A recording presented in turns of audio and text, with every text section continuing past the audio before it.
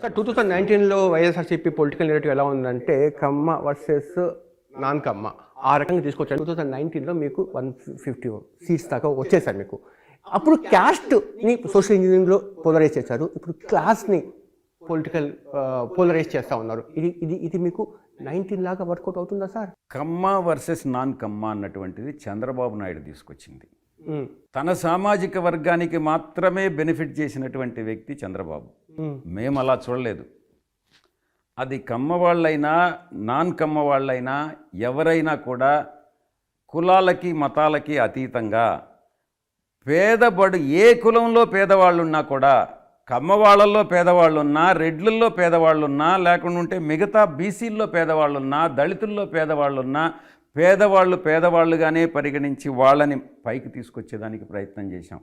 కానీ చంద్రబాబు నాయుడు లాగా ఒకే కులానికి చెందినటువంటి వాళ్ళకి మాత్రమే లబ్ధి చేకూర్చడం అన్నటువంటిది మా అభిమతం కాదు, మా విధానం కూడా కాదు. ఇక్కడ నాకు ఒక ప్రశ్నకి అవకాశం ఇస్తారు సార్, మరి ఇంకో ప్రశ్నకి జవాబు వెళ్ళిపోతారు మీరు.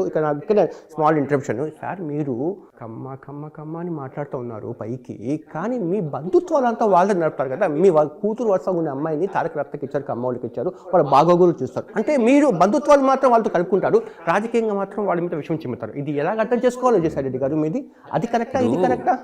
ఇప్పుడు బంధుత్వం అన్నటువంటిది,